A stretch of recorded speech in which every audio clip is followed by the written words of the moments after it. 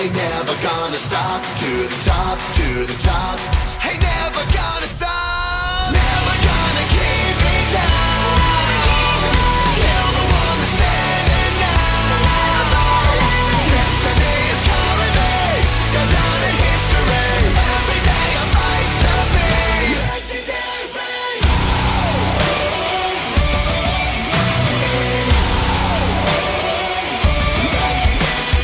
Fly high, or will I fall? Legends made when faith is strong. No time to bleed, I'm conquering. I'm pushing the pain, I'm up for the prize. Some people wanna turn and run, but the strong rise under the gun. Top to the top, ain't never gonna stop. To the top, to the top, ain't never gonna stop. Never gonna keep me down. Still the one that's standing now. Destiny is calling me, go down in history. Every day I fight to be legendary. Every day I fight to be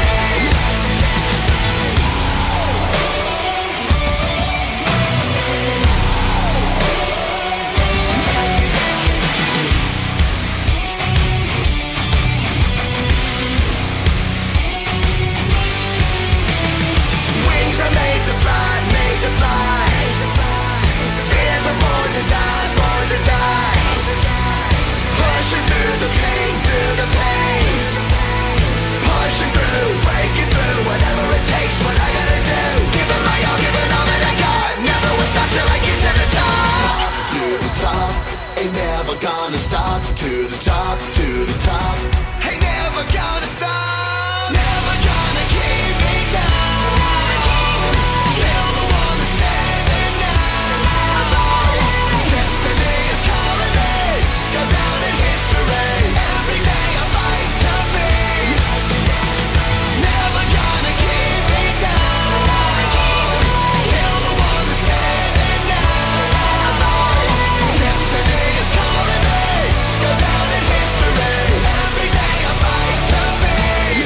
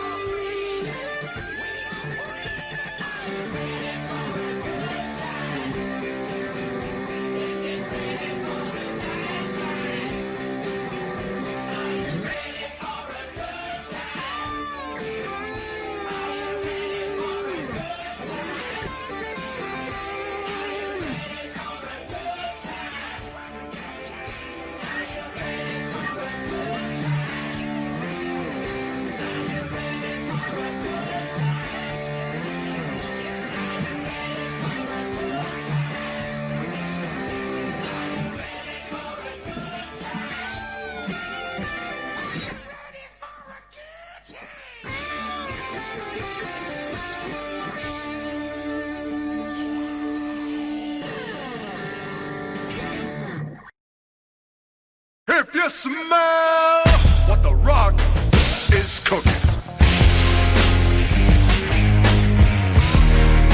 The Rock says, The Rock says, The Rock says, The Rock.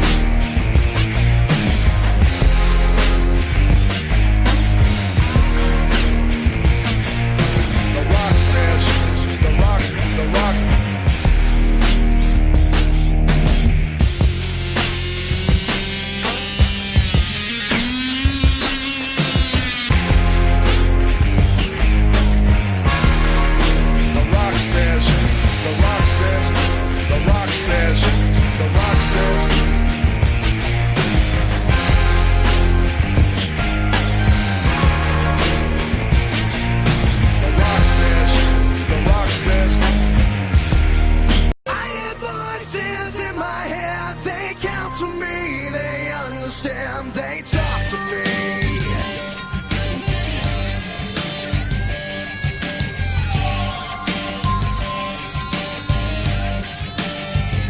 You got your rules and your religion, all designed to keep you safe. But when rules start getting broken, you start questioning your faith. I have a voice that is my savior, hates to love and loves to hate.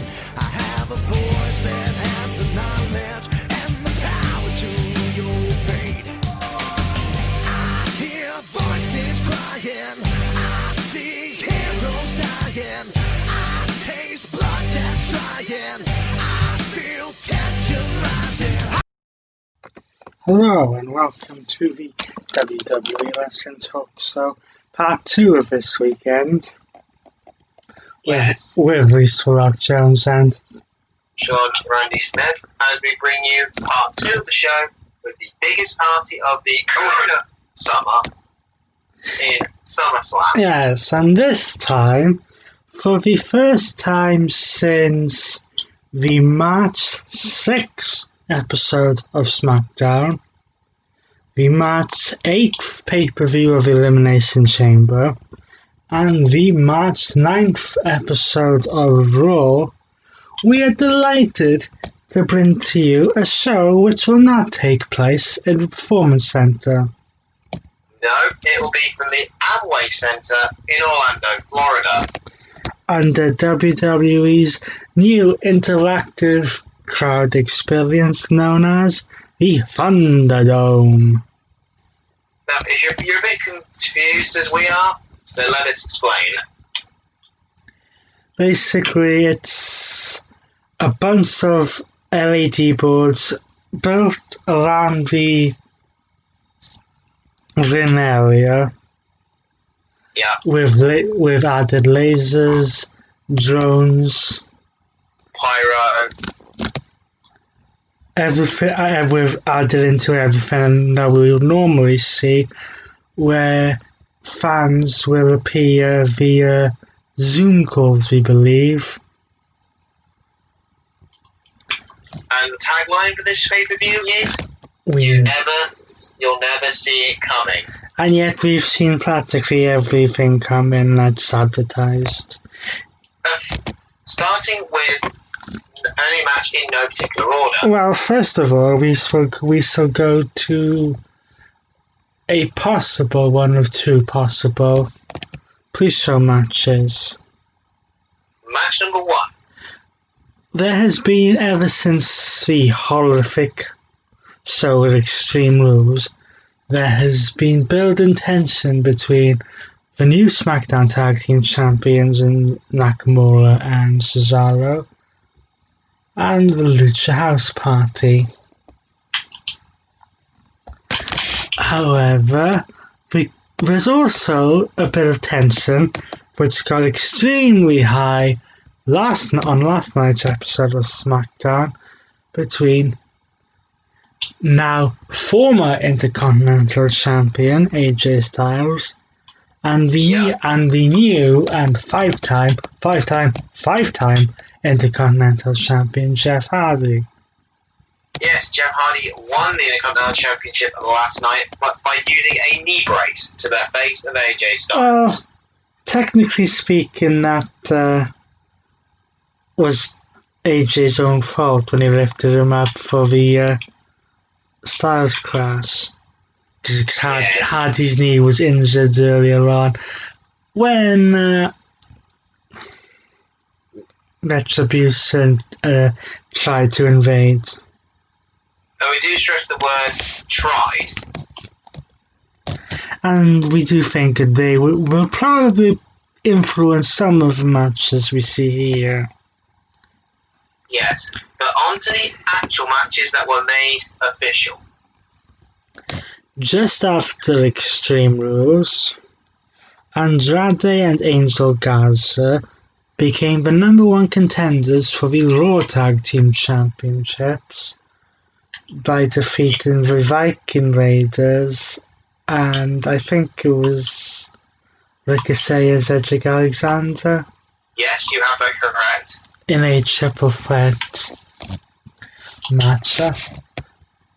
However, this has become a little bit more personal because a few weeks ago, Montez Ford was poisoned and during a singles match against Andrade. Yes, Montez Ford collapsed in the middle of the ring. This would then lead Bianca Belair, who's the wife of Montez Ford, to attack Selena Vega during a live stream. Yes. And this past week on Raw, or was it last week? One or the other. It looked to have been revealed that Zelina Vega was the person behind the poisoning. Yes, when she spiked Montez Ford's drink when the security camera was on her. Although knowing WWE, this could be a complete swerve. It could be. But next, after participating in the greatest wrestling match ever. Oh, like that again? Oh God. And taking out Edge, then taking out his best friend Christian, Then? Taking out Big Show, Then? Sort of taking out Ric Flair, And taking out Shawn Michaels, who badly sold the punt. But let's not get into that, by the way. Randy Orton challenged Drew McIntyre to a WWE Championship match. Yes. Which McIntyre, being a fighting champion, accepted. And this will be, interesting fact here, the second SummerSlam in a row that Randy Orton is challenged for the WWE Championship. Oh yeah. Will he be able to win back the championship he hasn't held since Backlash of 2017? Only time will tell. And win the first championship at SummerSlam since 2013. Well, it was the rise of the authority. But let's not go there. Agreed. Now, when Retribution first appeared on Monday Night Raw, Yeah. it was during a United States Championship match Between Apollo Crews and MVP. Now, this match was originally set to take place at the horrific show at Extreme Rules. Again, let's not go into that tagline again, please. But about the Apollo Crews, who was tested positive for you-know-what, COVID-19. was taken off, as well as suffering an injury from Bobby Lashley. So they did the match after MVP had revealed the new United States Championship belt and basically declared himself as champion for a couple of weeks. Apollo Crews would win the United States Championship match on Raw, but MVP decided that he was going to be a sore loser and say that he only lost the match because of the flickering lights and stuff. Yes, basically blaming Retribution for the loss. Or Raw Underground. One or the other. Then, so Apollo Crews decides to accept a challenge for a rematch. But then there's also a problem with Bobby Lashley and Shelton Benjamin.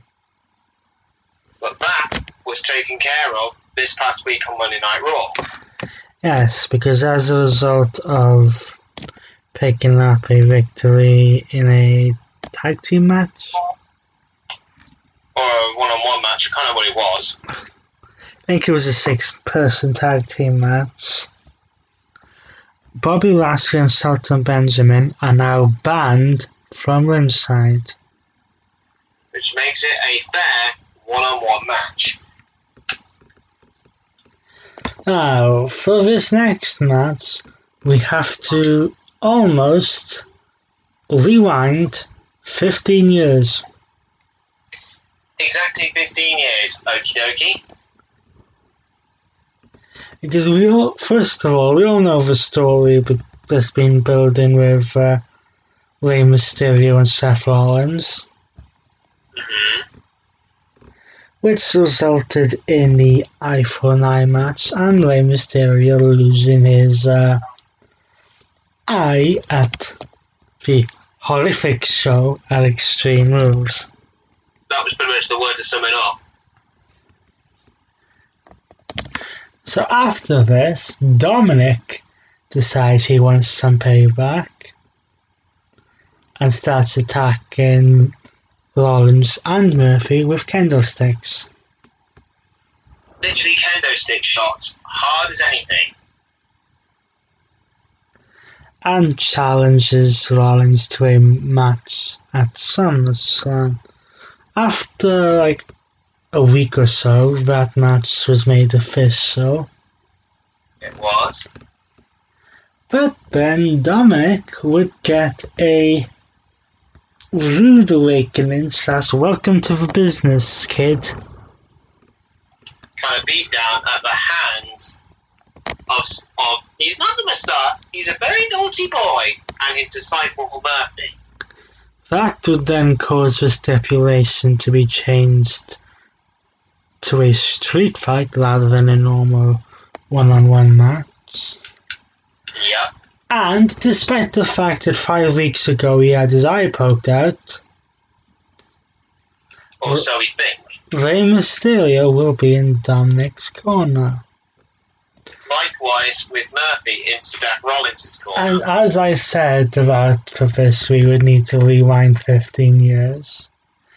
Yes. It is almost appropriate that Dominic Mysterio competes in his first wrestling match or big time wrestling match at SummerSlam when 15 years ago his custody was up for grabs at this very event. Yes, when it was Rey Mysterio versus the late great Hall of Famer Eddie Guerrero. And not to put any more pressure into this, but he's not just facing anyone, he's facing one of WWE's top stars. Yeah, pretty much. Alright, let's go back to a slightly horrific scene at the minute, and something which went all over the place. So at Extreme Rules, Asuka defended the Raw Women's Championship against Sasha Banks. Of the role models. During the ending of this match, the referee was taken out accidentally by green mist. Bailey would then jump in, get the referee shirt on, and count the 1, 2, 3. Yes, and Sasha Banks would walk away with the Raw Women's Championship. However, the next night on Raw, Stephanie McMahon would actually do something right. For once. And say that Sasha Banks did not win that match. But then again, neither did Asuka. So, the week after that, she made another one-on-one match with a stipulation, added stipulations, I should say, because despite being able to win normally by pin or submission, the title could change hands by a count-out or disqualification. Same would apply for Asuka. Now, the Golden Role Models took advantage of this with Kylie Shane's last act in WWE, before becoming a free agent and leaving to Japan, causing a distraction when Bailey attacked her backstage, causing her to run back and be counted out. To allow Sasha Banks to become a how many time Raw Women's Champion? 5-time. Same as Jeff Hardy, points in Intercontinental Raw Women's Champion, and that things would get a little bit bad for the Golden duo after this. Yes. Because, 2 weeks later, Asuka would beat Bailey in order to gain a rematch against Sasha Banks for the Raw Women's Championship at SummerSlam. However, that's not it. No. Because Bailey and Banks were mouthing off a bit to Stephanie McMahon, she said that Bailey would defend the SmackDown Women's Championship against the winner of a triple branded battle royal. So we had one superstars from Raw, SmackDown, and 2 from NXT. And it just so happens that the winner of the battle royal was Asuka. So Asuka now has 2 championship matches. And as a result of the events of SmackDown, first to take on Asuka will be Bailey. It will be, as a result of what happened on last night's SmackDown in a Beat the Clock challenge. Shall we get to the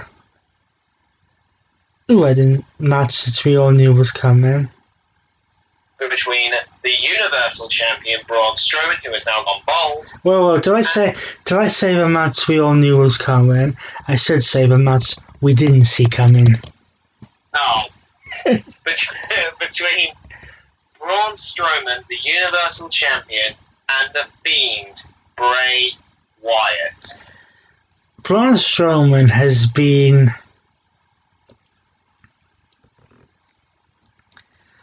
what's the right way to say this? Going back and forth with Bray Wyatt ever since he won the championship. At WrestleMania, otherwise known as Coronamania.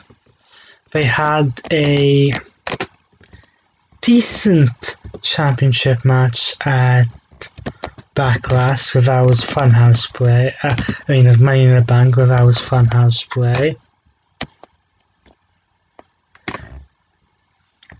At Backlash, he defended against Miz and Morrison in a 2-on-1 handicap match.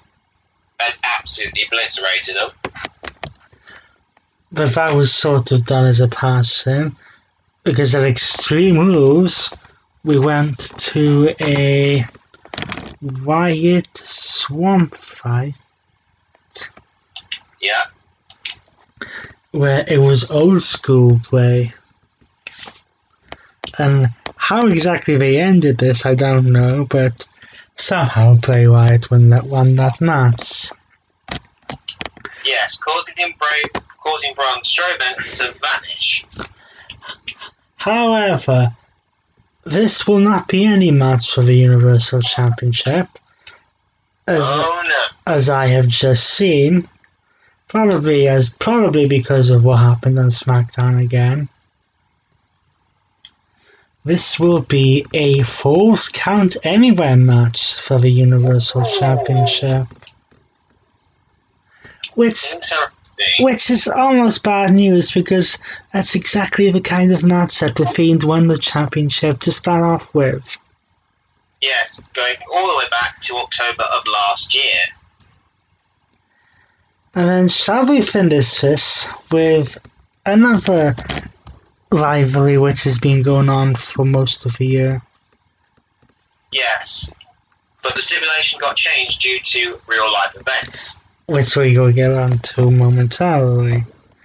Yes. So, 2020 started off with a budding romance coming up between Mandy Rose and Otis.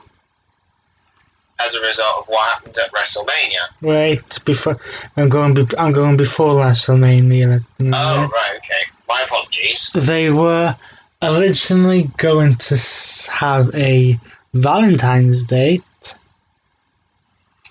However, Mr. Ziggles decided and Dolph Ziggler arrived first, basically, and having the date. But then, on the build to WrestleMania, it was revealed that Sonya Deville had conspired with Dolph Ziggler to sabotage the date by sending a fake text to Otis saying she was running late.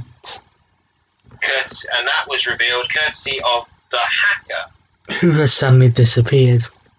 Thanks, WWE. Otis would then beat Ziggler at WrestleMania with a little bit of help from Mandy Rose.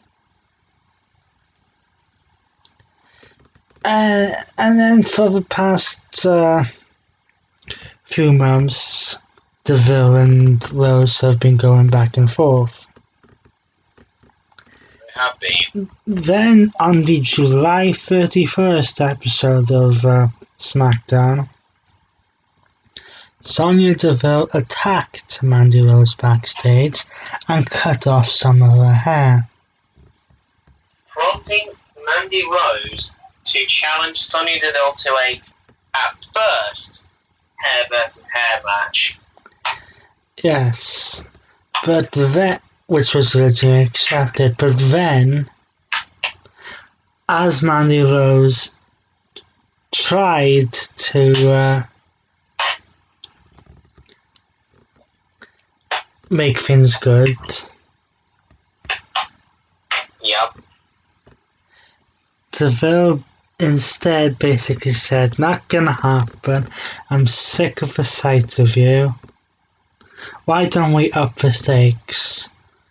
And so I'm changing the stipulation to a no disqualification Loser leaves WWE match. And that is because of what happened in real life to Sonya Deville.